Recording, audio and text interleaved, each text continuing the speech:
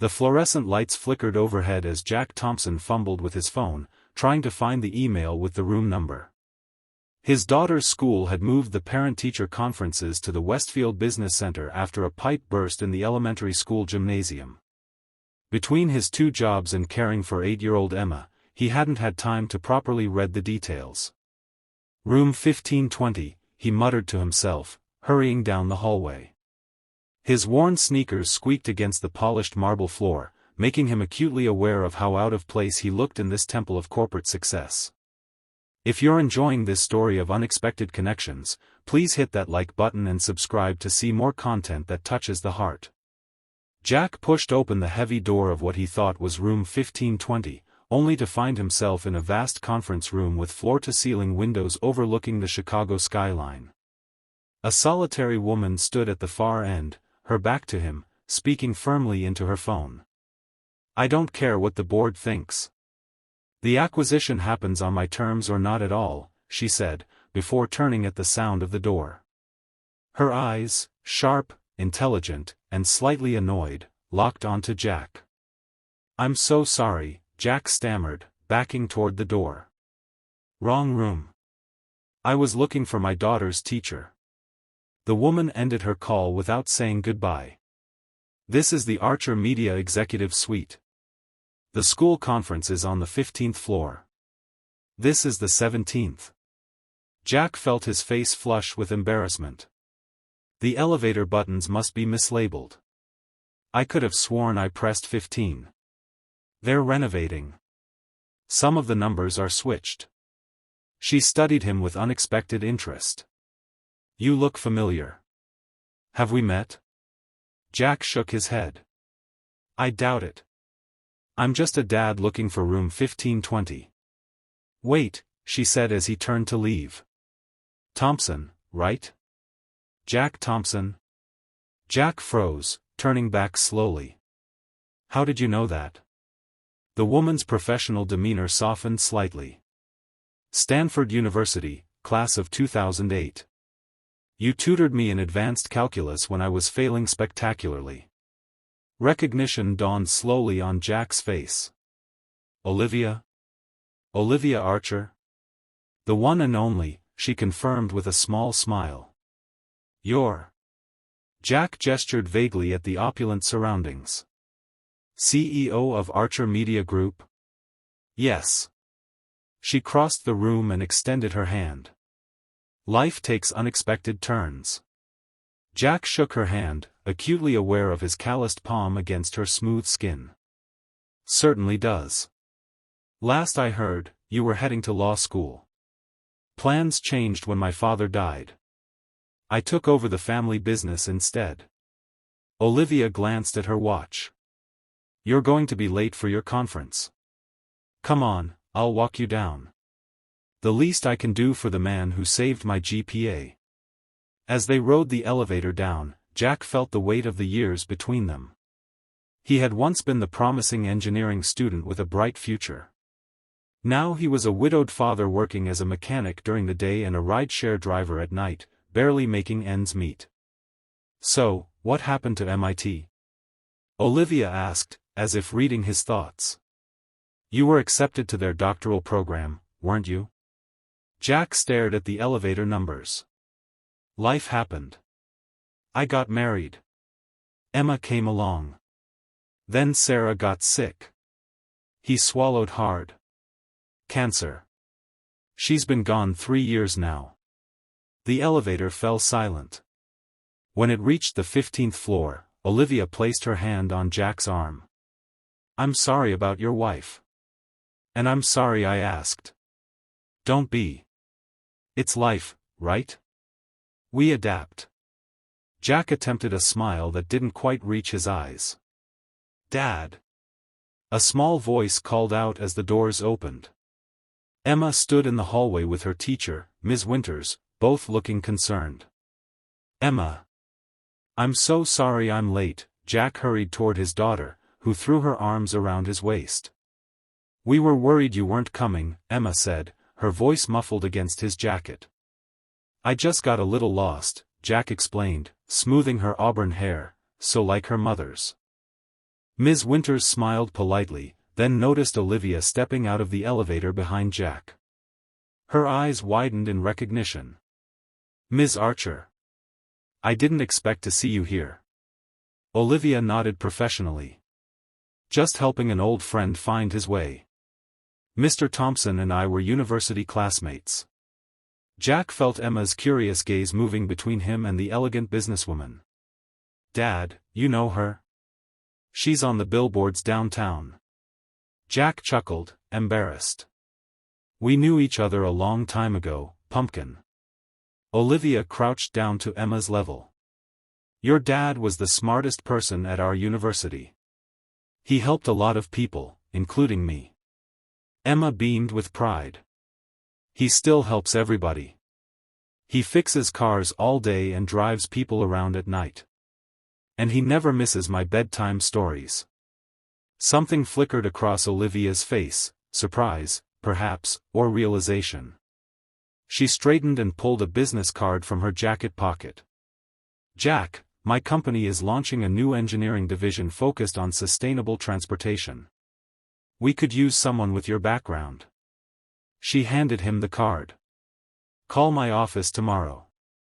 Before Jack could respond, Olivia nodded goodbye to Ms. Winters and Emma, then walked back to the elevator with the confident stride of someone used to being obeyed. Dad, are you going to call her? Emma asked as they watched the elevator doors close. Jack tucked the card into his pocket. I don't know, Em. That's a different world. Ms. Winters smiled knowingly. Sometimes different worlds collide for a reason, Mr. Thompson. Jack didn't call the next day. Or the day after. The card sat on his dresser while he changed oil in luxury cars he could never afford and drove strangers around the city until midnight. It wasn't pride holding him back, but fear of stepping back into a life he'd abandoned, fear of disappointment, fear of change. A week later, as Jack was finishing his shift at the garage, his phone rang with an unfamiliar number. Mr. Thompson? This is Diane Reynolds, executive assistant to Olivia Archer. Ms. Archer was expecting your call last week. Jack wiped his greasy hands on a rag. I appreciate the opportunity, but I don't think I'm what she's looking for. Ms. Archer disagrees. She's asked me to schedule an interview at your convenience. The assistant's tone made it clear this wasn't really a request. I work 2 jobs. I don't have much convenience, Jack replied. Ms. Archer suggested Saturday morning at 10 a.m. She mentioned you might need to bring your daughter and wanted me to assure you that's not a problem. The office has a children's area with supervision. Jack was speechless. How did Olivia remember he had Saturday mornings off? And how did she know his childcare challenges? Mr. Thompson? Are you still there? Yes, Jack said finally. Saturday at 10 works. That Saturday, Jack and Emma stood in the lobby of the Archer Media Building, both dressed in their best clothes. Emma clutched her backpack of activities while Jack nervously straightened his only tie. Dad, you look handsome, Emma assured him, reaching up to smooth his collar. Like when you and Mom got married in the pictures. Jack's heart clenched. Thanks, pumpkin. You look pretty too. The elevator ride to the 17th floor felt longer than it had the week before. When the doors opened, they were greeted by a friendly young woman who introduced herself as the children's area coordinator. Emma, we have books, games, and even a 3D printer if you'd like to try it, she said warmly. Emma looked up at Jack uncertainly. He nodded encouragement. It's okay. I'll be right down the hall. After Emma was settled, Jack was led to Olivia's office, a corner suite with views of Lake Michigan. Olivia wasn't alone. 3 men in expensive suits sat at a conference table, all turning to assess Jack as he entered. Jack, thank you for coming, Olivia greeted him, professional but warm. These are my engineering division heads. They have some technical questions for you. What followed wasn't the courtesy interview Jack had expected. The questions were detailed, challenging, and precisely targeted to his expertise. They discussed engine efficiency, electric conversion systems, and sustainable materials. Jack found himself engaged in a way he hadn't been in years, his mind racing with ideas and solutions. An hour into the discussion, Olivia dismissed the other executives. When they were alone, she leaned back in her chair. "You're still brilliant, Jack. Maybe even more so than at Stanford." Jack shook his head. "I'm rusty. I haven't used my engineering degree in years." "That's not what I just witnessed." Olivia slid a folder across the desk. "This is our offer. Director of Innovation for Archer Sustainable Transport. The salary is competitive, the hours are flexible, and there's an on-site childcare facility for Emma." Jack opened the folder and nearly choked when he saw the number. It was more than triple his current combined income. "This can't be real," he said quietly. "It's very real. And well-deserved." Olivia's expression softened. "Jack, do you remember what you told me during our last tutoring session? When I was panicking about my final?" Jack thought back.